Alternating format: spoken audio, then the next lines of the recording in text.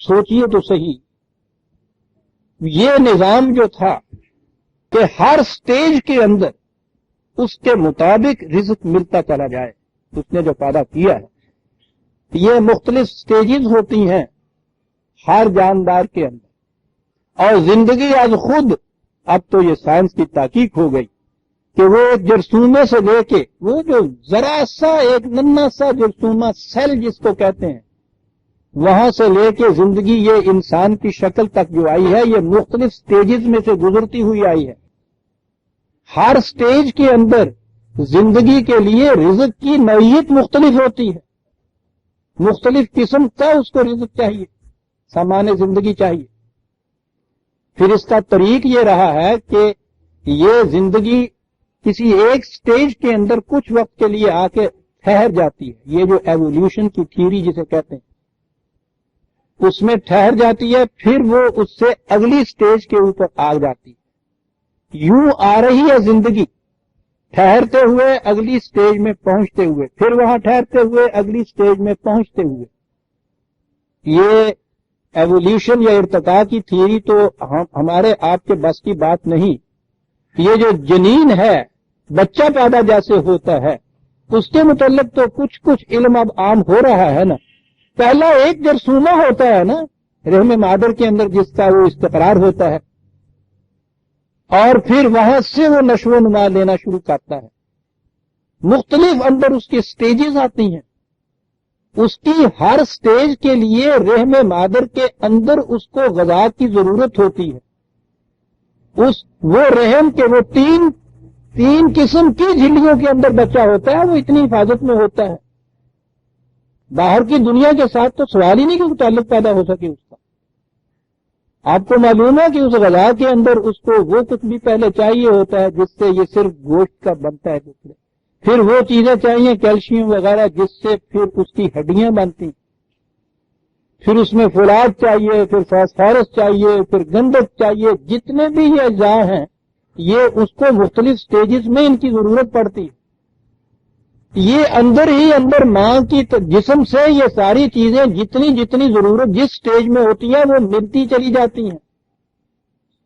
3 تہوں کے اندر جو سیلڈ ہوتی ہیں، جن میں کوئی کسی قسم کا بھی باہر سے منفذ نہیں ہوتا، کوئی ایسا روشن دان نہیں ہوتا، کوئی چیٹ بھی نہیں ہوتی کہ باہر سے کوئی چیز جائے، ان 3 جھلیوں کے اندر لپٹا ہوا سیل کے اندر، خول کے اندر وہ بچہ سانس بھی لیتا ہے، دوران خون بھی ہوتا ہے، اس کا دل دھڑکتا ہوا تو باہر سے بھی محسوس ہو جاتا ہے۔ یہ اتنی سٹیج کا علم تو ہمیں ہر ایک کو ہو سکتا ہے ایک بچے۔ یہ ساری زندگی پہلے سے جرثومے سے انسان کی سٹیج تک جو پہنچی ہے، ان سٹیجز کے اندر سے گزرتی ہوئی پہنچی ہے عزیزان من۔ یہ ہمارے اس دور نے آ کے یہ بتایا ہے کہ زندگی کا طریقہ یہ رہا ہے کہ ایک سٹیج میں وہ آتا ہے، کچھ وقت کے لیے وہاں وہ ٹھہرتا ہے، یعنی مسلسل نہیں چلا جاتا، آگے ٹھہرتا ہے، رکتا ہے، وہاں اس کی اتنی ڈیولپمنٹ ہوتی ہے جو اس سٹیج کے اندر ہو سکتی ہے، اس کے بعد وہ اگلی سٹیج کے اندر جا پہنچتا ہے۔ عزیزان من، 2 لفظ سنیے اور جھوم جائیے۔ کہا کہ ہر دادا کے رزق کی ذمہ داری ہمارے اوپر، اور کیفیت یہ ہے زندگی کی، وَيَعْلَمُ مُسْتَقَرَّهَا وَمُسْتَوْدَعَهَا، ہم جانتے ہیں کہ زندگی نے کسی سٹیج میں کتنے وقت کے لیے ٹھہرنا ہے، اور اس نے اسے کسی دوسرے کے پاس امانت کے طور پر آگے کیسے دے دینا ہے۔ مستقرہ و مستودع، یہ ہاں دیکھیے، زندگی کا مستقر جہاں اس نے کچھ وقت کے لیے ٹھہرنا، کتنا حسین لفظ مستودع، اور پھر وہ جیسے اپنے ہاتھوں پہ اٹھا کے دوسرے کو کہا کہ پہن میری امانت ہے لالا، پچھلی سٹیج اگلی سٹیج کے کہتی ہے کہ یہ میرے پاس ایک امانت ہے، اب تو لے لے اس کو چاہے۔ الفاظ ہیں یہ عزیزان، کیا بتاؤں کیا قرآن ہے، مجھے تو اس نے پاگل کر دیا اس قرآن۔ ہر سٹیج کے اندر اس کے مطابق رزق میں ہم پہنچاتے چلے جاتے ہیں۔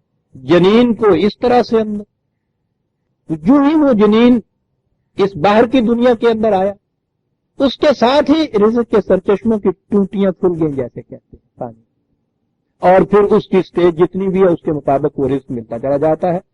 آپ دیکھیے سورہ الرحمن کی یہ آیت جس کے متعلق سے پوچھو نہیں کیا کیا کہا جاتا ہے، میں کیا عرض کروں۔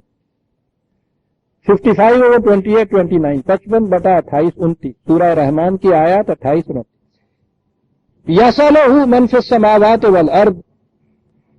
ترجمے آپ دیکھیے گا. کل یوم ہوا فی شان. ترجمہ آپ کو عام طور پہ ملے گا کہ زمین اور آسمان میں جو کچھ بھی ہے اس سے یسألہ سوال کرتے ہیں، پوچھتے ہیں. کل یوم ہوا فی شان، اور خدا ہر دن میں اپنی الگ شان میں ہوتا ہے. کیا سمجھتے ہیں خود خدا کے متعلق کیا بات ذہن میں آتی ہے؟ یسألہ من فی السماوات والارض. سالہ کے معنی یہ محتاج ہونا ہوتا ہے. سوالی اسی طرح سے کہتے ہیں، اس کو سائل اس کو ہی کہتے ہیں جو محتاج ہوتا ہے. وہ پوچھتا نہیں ہے کچھ، وہ صرف ایک سٹیج ہوتی ہے جو علم کی سٹیج میں پوچھتا ہے شاگرد استاد سے. وہ بھی محتاج ہوتا ہے. اس کے علم کا بنیادی معنی اس کے احتیاج کے ہوتے ہیں عربی زبان میں. یسألہ من فی السماوات والارض، پوچھتے نہیں والی بات. کائنات کی بستیوں بلندیوں میں جو بھی ہے وہ محتاج ہے اس کے رزق کا اور اس کے احتیاج کا. عالم یہ ہے کل یومن ہوا فی شان. ہوا کے معنی جو کچھ ارض و سما، خدا نہیں. ارض و سما میں جو کچھ ہے اس کی کیفیت یہ ہے کہ اپنے رزق کے لیے وہ محتاج ہے، اور کیفیت اس کی یہ ہے کہ ہر سٹیج کے اندر وہ ایک جدا گانا شان میں، وہ ایک جدا گانا نوعیت میں چھایا ہوتی ہے. یہ بھی نہیں کہ ایک دفعہ کا رزق جو ہے مہیا کر دیا، راشن لگا دیا اور وہ ہمیشہ تک وہی ملتا چلا آیا. ہر شے کائنات کی پہلے تو اشیاء کو دیکھیے کہ ان کی نوعیتیں کتنی ہو گئی، ارب در ارب. اور ہر شے کی کیفیت کے ہر سٹیج میں اس کو الگ قسم کا رزق چاہیے. کہا اس قسم کا رزق دینے والا خدا فَبِأَيِّ آلَاءِ رَبِّكُمَا تُكَذِّبَانِ. جٹلاؤ تو صحیح، جٹلا سکتے ہو تم. ایسے خدا کے نظام میں یسألہ من فی السماوات والارض. اس کائنات کی پستیوں بلندیوں میں ہر شے محتاج ہے اپنی زندگی کے لیے اس کے رزق کی. اور شے کی کیفیت یہ کہ کل یوم ہوا فی شان. ہر سٹیج میں اس کی ضرورت کے تقاضے مختلف، اور اتنی اشیاء، اور ہر ایک کو اس کی ضرورت کے تقاضے کے مطابق رزق کا مہیا کرنا. یہ ہے خدا کا رزق. فَبِأَيِّ آلَاءِ رَبِّكُمَا تُكَذِّبَانِ.